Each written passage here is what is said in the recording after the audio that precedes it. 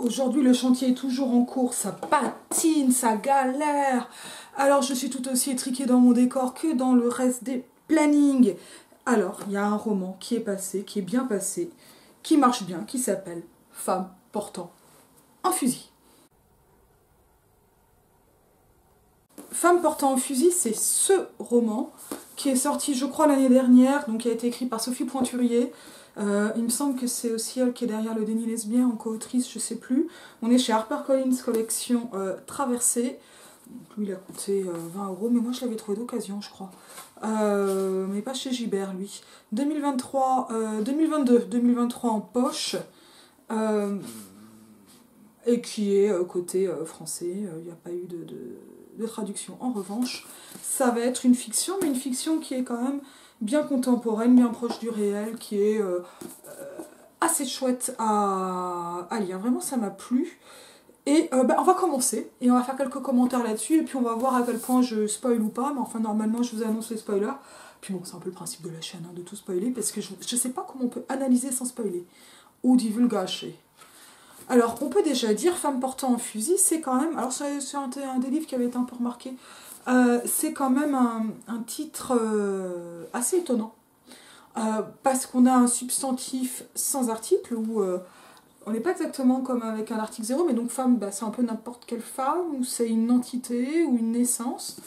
Avec ce groupe participial très étonnant, portant un fusil, on est vraiment sur un emploi verbal du participe présent, parce qu'on a un complément d'objet, un fusil. Et d'emblée, l'idée d'une femme et d'un fusil va pas spécialement ensemble, un peu comme celle de la poule et du couteau. Mais voilà, c'est justement aussi cette disjonction. On peut aussi noter le un fusil et femme, l'article indéfini 1 avec l'absence d'article, qui nous parle de quelque chose qui est de l'ordre d'une catégorie sans référent précisément identifié. Ce qui peut vouloir dire que ça va un peu avec n'importe qui. Ou en tout cas que ça peut faire référence à n'importe qui. Bon, et puis le fusil, on peut noter une certaine connotation rurale par rapport à d'autres armes telles que le pistolet, mais enfin là ça va d'un peu loin. Et puis même si on a le fusil de chasse d'un côté, le fusil d'assaut est quand même pas spécialement campagnard, quoi. Voilà. Mais voilà, et on a comme ça, comme sur une table de dissection, la rencontre fortuite d'une machine à coudre et d'un parapluie, femme fusil. Ça nous amène à un titre thématique, qui nous raconte quelque chose qui va être dans le livre. Et cette thématisation, elle apparaît quand même assez vite. Alors, il est bien dit déjà ici, c'est une œuvre de fiction, et ça va être redit dans l'avertissement de l'auteur. Donc là, on est vraiment dans un genre de seuil de l'œuvre qui n'est pas l'œuvre, qui appartient à l'éditeur, copyright, etc. Et ici, on entre dans l'œuvre. Donc ça, c'est quand même intéressant d'avoir cette double précaution sur la fiction. Ça n'est pas sans rappeler pour certaines, ce qui se passe au niveau de Katharina Blum, dans L'honneur perdu de Katharina Blum, de Heinrich Böll, qui est vraiment un roman que j'adore, dont je n'ai jamais parlé sur cette chaîne, mais que j'ai lu bien avant. Et j'avais beaucoup aimé le film aussi qui en avait été fait, je ne sais pas de qui. Je ne sais plus qui l'a réalisé. Mais qui dit que tout est fiction, mais que si ça ressemble à la réalité, ce n'est évidemment pas une coïncidence fortuite, ce n'est pas un hasard. On va pas être exactement là-dedans, mais on peut quand même se dire que la double précaution de ceci est une fiction joue aussi un rôle d'avertisseur de ça peut être vrai. Bien qu'inspiré de faits réels, donc ça c'est un avertissement sans titre, les situations et les personnages décrits sont fictifs. Toutefois, toute ressemblance avec des lieux, des événements, des personnes vivantes ou mortes n'est ni fortuite ni involontaire. 100% Heinrich Böll, Katharina Blum. Ce récit est celui de Claude, une femme de 44 ans au prénom épicène, dont l'homophonie mixte n'a eu, contrairement à ce qu'en a toujours pensé son psychologue, aucun impact sur la suite de l'histoire. Et là, on a un pied de nez complet. Donc on va avoir quelque chose qui est placé sous le sceau de la fiction et de la fictionnalité, dans un pacte de fiction, qui par exemple juridiquement est quand même aussi assez intéressant, et qui dans le même temps va afficher des liens très volontaires avec le réel, qui va afficher une dimension référentielle. Et immédiatement après, on passe de cette espèce de distinction très nette et en même temps très indistincte, très floue, revendiquée, de cette question donc de la fiction, etc., à l'histoire. Parce que finalement, qu'est-ce que ça nous apporte de placer d'un côté ou de l'autre? Évidemment rien du tout, mais évidemment tout aussi. On va voir si on en reparle. Et cette histoire, donc, ce récit, pardon, est celui de Claude.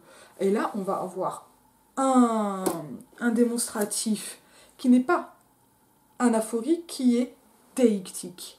Ou alors il est cataphorique, il va annoncer mais en même temps il montre le récit. En fait on est dans une forme de mutalepse, en soi on n'a pas une transgression très forte, mais qui va permettre de désigner le texte comme un récit et le récit de Claude. Et on va avoir d'emblée des caractérisations d'un personnage présenté comme éponyme, et donc on peut dire que femme portant un fusil et Claude sont mis par juxtaposition en lien. Mais le mystère, en tout cas, n'est ici absolument pas dissipé. En tout cas, on peut se dire que Femme et Fusil, qui pouvait avoir l'air de l'ordre de la fiction, de la transgression, ce qui est de l'ordre de l'interdiction de la violence faite aux femmes, hein, qui est un tabou assez fort, la violence des femmes, au point qu'on va dire que les violences psychologiques des femmes sont aussi fortes que les violences physiques, on va faire un aparté là-dessus. Quand on va dire « Oh là là, les hommes frappent, mais les femmes, elles sont plus sournoises, qu'est-ce qu'elles font mal avec leur violence psychologique ?» J'ai déjà fait cet aparté ici, mais il est vraiment important. On est d'abord en train de symétriser psychologique et physique. Je suis désolée, quand vous vous prenez un pain dans la gueule, ça atteint aussi votre ego. Donc, il faut quand même pas oublier que la violence physique est aussi une violence psychologique. Donc déjà, si on veut faire 1, on a 1 plus 1, il n'y a pas de symétrisation. Mais en plus, ce qu'on est en train de faire, c'est vraiment de prêter aux femmes une grande violence, regardez comme c'est perfide et paradoxal, qui n'est même pas une violence physique, qui va être une violence toute symbolique. C'est dire aussi le tabou de la violence physique, matérielle, des femmes. Ce récit est celui de Claude, au prénom Épicène, avec cette référence sur la psychologue. Ça va être un leitmotiv dans le roman, c'est-à-dire à quel point la psychologue finalement sert à pas grand-chose et va tout le temps ramener à des schémas sexistes, éculés, j'ai même envie de dire rangés, catégorisés. Et ici, ce qui n'est pas ni rangé ni catégorisé, le prénom Épicène, pile poil entre les deux, finalement, c'est aussi ramener à une interprétation complètement sexiste, type freudienne, etc. C'est même pas précisé en fait. Au sexisme de la psychologie, mais éventuellement aussi de la psychanalyse et de la psychiatrie, pourquoi pas. Ça va beaucoup revenir avec le fils, en fait non binaire, mais il continue à être genré au masculin dans le texte, donc au fils Léni donc je reste dans le fil du récit là, de Claude. On peut même penser à Léni comme lénifiant. Lénifiant, c'est un mot négatif, mais qui parle de douceur, en fait. Contrairement à Lénine, qui globalement n'était pas très doux. Mais qui n'a aucun rapport. Je ne pense pas. Je sais pas d'où ça vient, lénifiant, il faut que je cherche dans le Vico. Mais en tout cas, on va avoir directement cette espèce de caractérisation sur une erreur, c'est-à-dire un prénom Épicène qui n'a aucune conséquence, contrairement à la psychologue. Donc en fait, on a un personnage dont le prénom est hors catégorie, et qui pourrait lui-même être hors catégorie, qui est ramené à ce hors catégorie de manière catégorielle par le psy, et ça marche pas. Et ça, c'est quand même rigolo. Par la psy, d'ailleurs.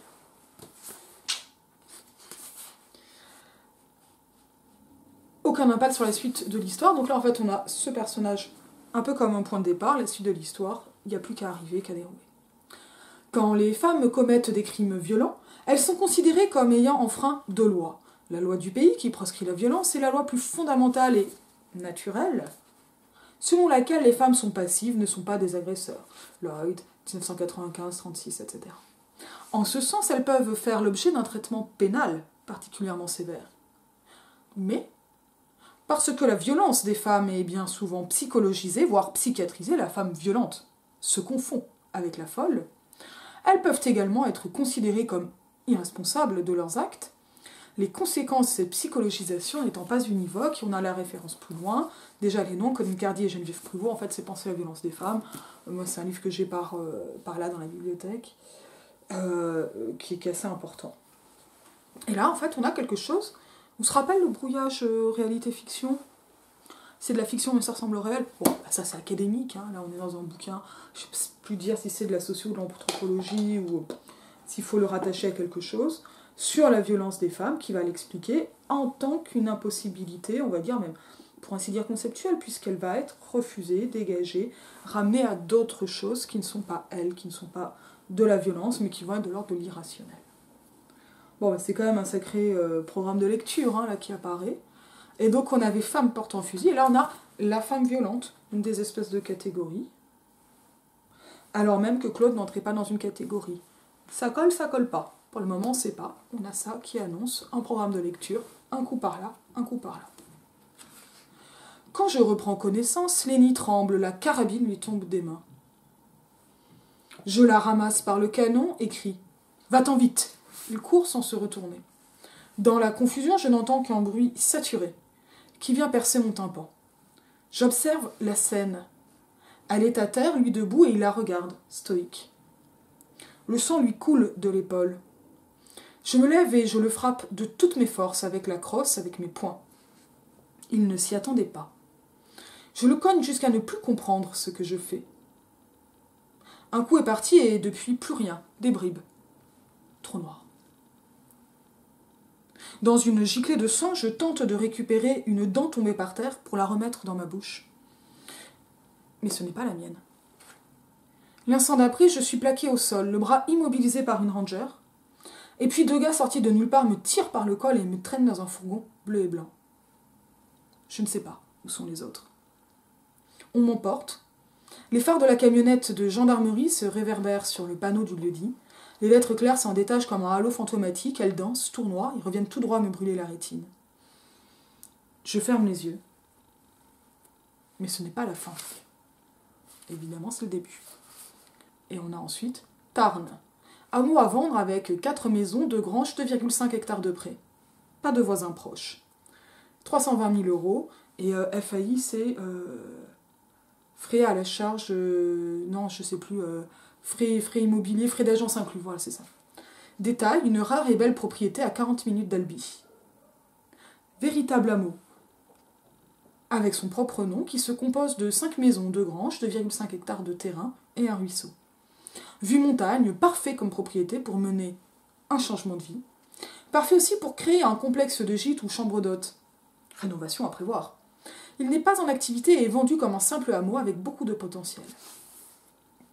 C'est par hasard que je suis tombée sur cette annonce un soir de février 2017. Je ne savais pas que c'était possible d'acheter un hameau, ni même d'investir un espace de cette ampleur. La perspective de vivre dans ce lieu m'a plu et je n'ai pas pu m'empêcher de cliquer sur le lien. La première photo était une image aérienne de l'ensemble avec des collines ondulées et fleuries, des arbres à l'infini. Au beau milieu de ce verre, une poignée de bâtiments semblait sortir de nulle part. Un deuxième cliché, plus rapproché, montrait une route mal goudronnée bordée par 5 ou 6 maisons larges, au toit parfaitement incliné. La plus grande se trouvait sur la gauche, en hauteur, une bâtisse composée de 3 étages. Avec son escalier en pierre qui descendait jusqu'à la route, elle avait des airs de mairie de film d'époque sagement posés, et avait l'avantage d'offrir une vue imprenable sur des arbres que je soupçonnais fruitiers. Un ruisseau se faufilait en contrebas et je pouvais entendre le bruit de l'eau, rien qu'en regardant la photo. De l'autre côté de la route, en face, se tenaient 2 maisons jumelles avec de lourds balcons aux lignes courbes. Plus haut sur la droite, une dernière maisonnette disparaissait sous un lierre qui grignotait aussi un bâtiment gris-ciment, flanqué d'un hangar de 3 fois sa taille. Les autres photos du site révélaient l'intérieur de la maison principale, pièce après pièce. Pas de parquet en chêne, ni de tomates, mais du pain, des murs blancs et du carrelage ancien. C'était propre, et bien assez, pour me plaire. Les derniers clichés dévoilaient l'étendue des travaux à prévoir dans les autres maisons. La moitié des habitations étaient à l'abandon depuis longtemps et la seconde grange ne tenait presque plus debout. On touchait du doigt la définition du gros œuvre. Il y avait beaucoup de boulot, du sol au plafond jusqu'aux fondations. La métaphore parfaite de mon état intérieur. Forcément, ça m'apparaît. À cette époque, je traversais une période inhabituellement lente, où l'ennui alimente le rien qui alimente l'ennui. Ça ne prévient pas, ça arrive, dit la chanson, et c'était vrai. Ça m'avait percuté en pleine quarantaine. Un engourdissement brutal de mes facultés, l'inertie m'était tombée dessus et m'avait anesthésiée à grands coups de sieste. À peine rentrée du boulot, je m'effondrais sur le canapé et dormais comme un cogneur. J'ai d'abord pensé à la maladie de Lyme, parce que les piqûres de tiques étaient à la mode. J'ai tenté d'aller mieux, suivi des conseils, mais ni la méditation, ni les vins, ni même la pensée positive n'ont eu d'effet sur mon manque d'oxygène. Au mieux, je respirais par le ventre. Au pire, j'expirais l'alcool ingurgité trop vite la veille, avec un mal de tête épouvantable. Il m'a fallu plusieurs mois pour comprendre ce qui m'arrivait. Ce n'était ni Lyme, dit Lyme ou Lyme. ni une carence en fer, j'étais en crise et je perdais simplement espoir. J'étais préparée à tout sauf à ça. Ma vie était pétrie d'engagement depuis que j'avais lu, à 16 ans, Voyage à motocyclette Duce. Et 30 ans après, malgré toute ma bonne volonté, ma jauge de survie en milieu ordinaire était au plus bas. Le monde n'était pas sauvé, et je ne parlais même plus de politique. C'était grave. Je sombrais, comme beaucoup de mes contemporains, dans cette routine pénible de ceux qui vivotent avec un homme et un SMIC, sans l'ombre d'un capital à des milliers, à des milles à la ronde. À force de respirer le vide qui abrutissait mes journées, il a fini par me dévorer le ventre, comme s'il avait voulu se déployer aussi à l'intérieur. Ce n'est pas grave, on s'y prend tôt, m'avait assuré le chirurgien avant de me retirer l'utérus, comme on arrache une dent. Un mois après l'opération, j'avais perdu mon centre de gravité, mais ça n'avait pas l'air de l'inquiéter. Quand je lui ai dit que je ne retrouvais plus l'équilibre sur mon tapis de yoga, il a souri. « Des aléas, madame, c'est assez commun. » En une phrase, il avait figé toute la banalité de ma souffrance. Je n'avais pas d'autre choix que de me donner le coup de grâce comme un sursaut d'orgueil et j'ai saboté chaque partie de ma vie avec soin. Il fallait que j'aille au bout, j'attendais d'exploser, d'imploser peut-être, les deux à la fois. Nouvelle page. Je flotte avec cette molaire que j'ai encore dans la bouche et que j'ai manqué par 2 fois d'avaler. Dehors, la nuit est glaciale. Je suis seule sur la banquette du fourgon, pourtant quelqu'un est à mes côtés. Une femme, je crois. Elle paraît vieille, sans phare, translucide et spectrale. Elle essuie le sang que j'ai sur moi, sans me toucher. D'un geste, elle tend sa main vers ma bouche pour que je lui rende la dent. « Crache !» elle me dit. Je lui demande son nom, mais elle ne répond pas. Elle me sourit. Je crois que je crache et puis elle s'évapore lentement.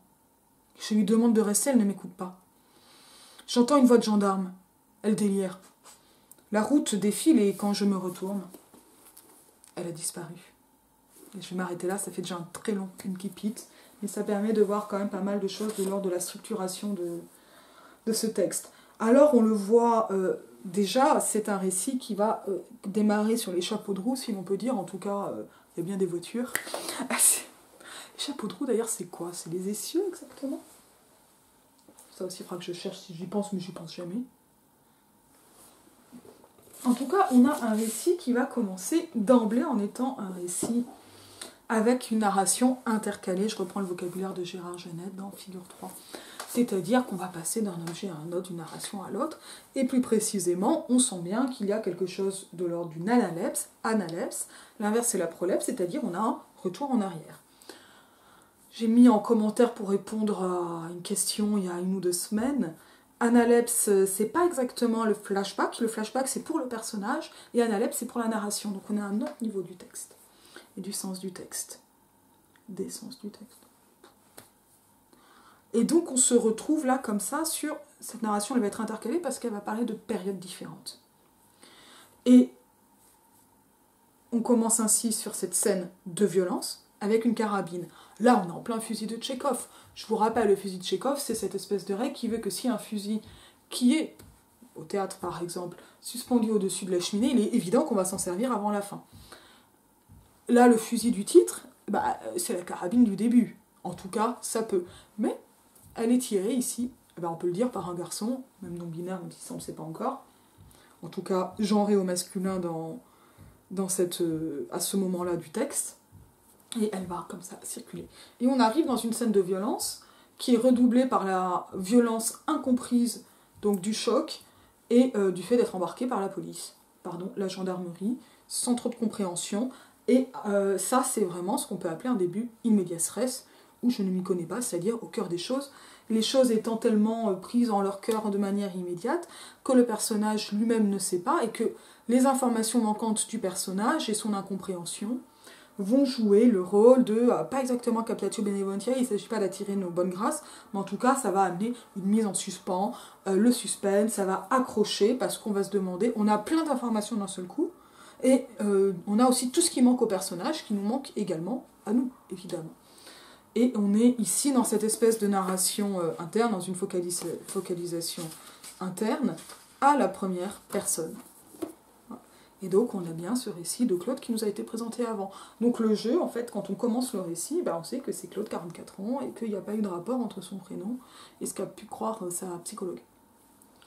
Et là, on nous parlait d'impact du prénom, et on arrive dans un impact qui n'est pas du tout, on va dire, figuré ou métaphorique, mais qui est très concret, avec donc un coup tiré, on ne sait pas pourquoi, un arrêt, on ne sait pas pourquoi.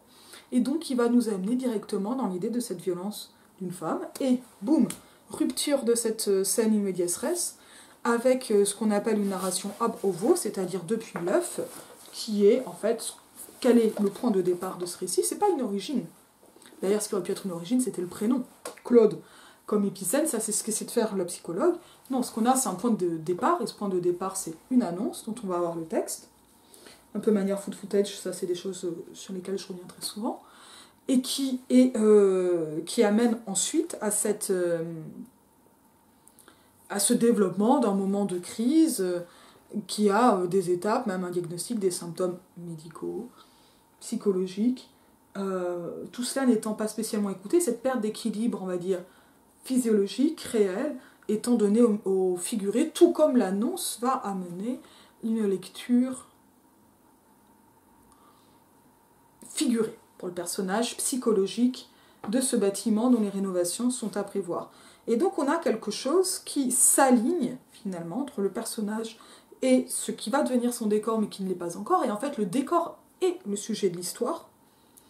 C'est-à-dire que le décor ici n'est pas un décor, le décor est un lieu de vie. Et la question ça va être quel lieu de vie, pour quelle vie et comment vivre.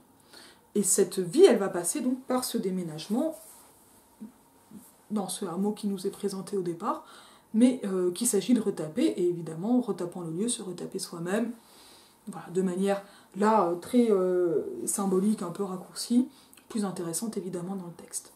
On y est, là, on a déjà plein de choses qui sont dites et qui sont possiblement à étendre. Et donc là, voilà, on entre d'emblée dans quelque chose qui va être de l'ordre de la linéarité pour le personnage, à savoir, ça va pas. Il y a eu une folle jeunesse, c'est toujours comme ça que je le dis, mais à mobilette avec le Tché, etc. Donc placé quand même sous le signe d'un espoir plus ou moins révolutionnaire de gauche, qui est déçu, qui amène un état de crise. De manière récente, on parle de burn-out militant, mais c'est plutôt pour une génération un peu plus jeune, mais ça peut coller aussi. Mais sans qu'il y ait cette catégorie qui est en fait trop précise. Et ce qui est intéressant, c'est qu'il n'y a pas besoin d'être trop précis.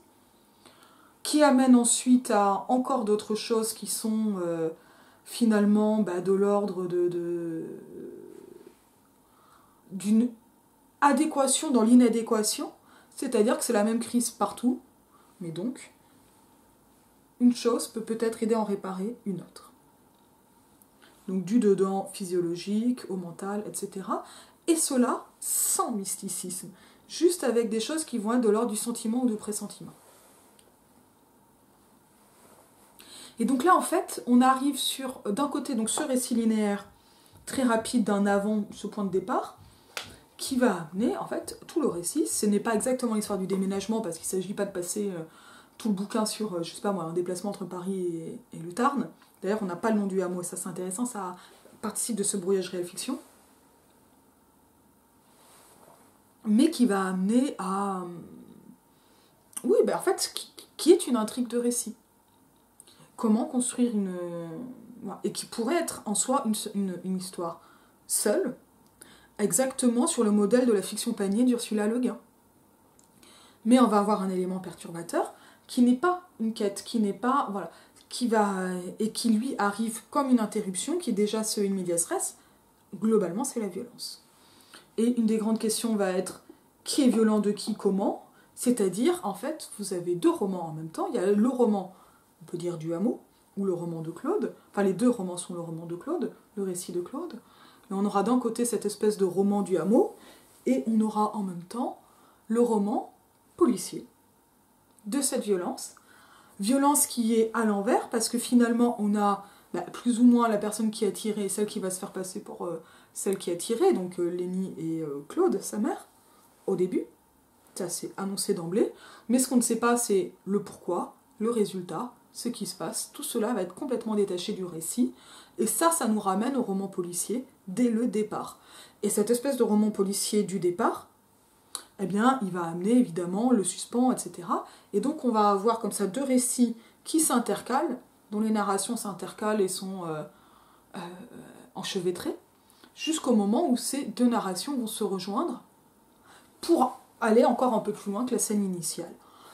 C'est pas une structure qui est ultra originale, mais ça marche, mais c'est pas non plus la structure la plus courante. La plus courante, c'est la structure linéaire.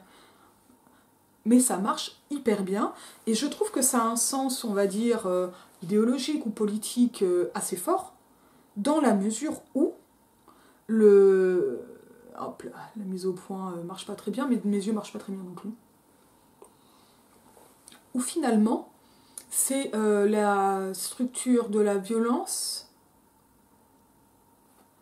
type roman policier, qui peut être pour une part ramenée à celle du récit à flèche, type Ursula Le Guin, quand l'autre serait le panier, pour encore amener autre chose qui ne dénie pas aux femmes une capacité ni d'action, ni de bricolage, ni de violence.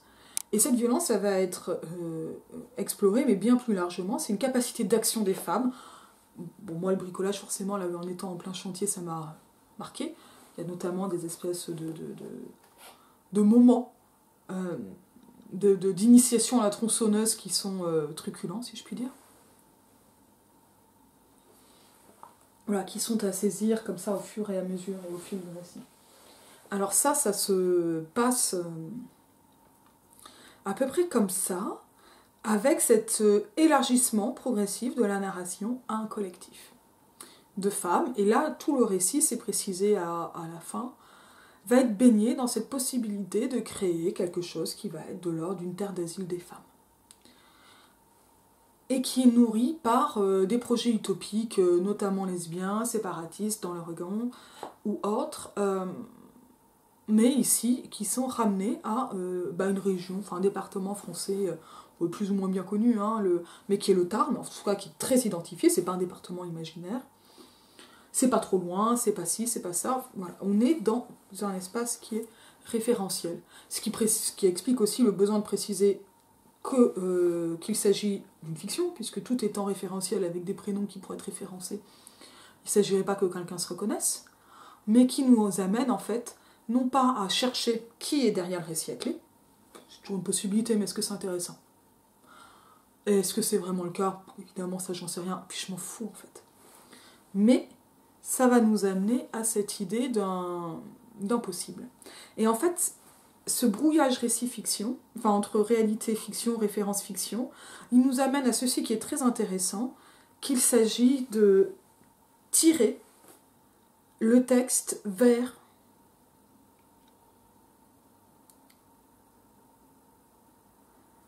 le possible, vers une réalisation possible, avec des personnages qui sont suffisamment identifiés pour amener des identifications aussi, et puis pour être incarnés, mais que le hameau n'est pas de nom, me semble-t-il, peut-être que je me suis trompée, peut donner cette impression d'impossible, tout en rappelant les menaces permanentes qui pèsent sur les femmes et qui sont aussi le fait de la violence des hommes.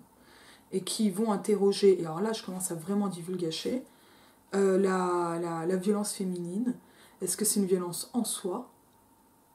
Est-ce que c'est pour répondre aux entraves à l'autonomie? Est-ce que c'est de l'ordre de la légitime défense? Est-ce qu'en ce cas, il peut y avoir une violence des femmes qui soit légitime en tant, par exemple, qu'une défense? Évidemment que c'est une question qui est très importante et très difficile. J'ai pas de réponse là. Le récit ne tranchera pas ces choses, à proprement parler. Et si, quand même, en fait, si, c'est un récit qui tranche. Mais qui, moi, je trouve qu'il arrive à... Alors, on est là aussi, je disais, dans Fallers pour Fallers de Chloé Delhomme, puisque je parle évidemment pas dans le roman. Voilà, pour moi, cette idée de comment créer un lieu où on est ensemble, qu'est-ce qui va se passer, etc., et quelle est la colère masculine qui peut en découler, ce sont vraiment des questions qui qui me hante, qui m'obsède et qui se retrouve dans le roman que j'essaie d'écrire en ce moment. Ce qui veut dire que ce sont des faits d'époque, en fait, à ce niveau-là.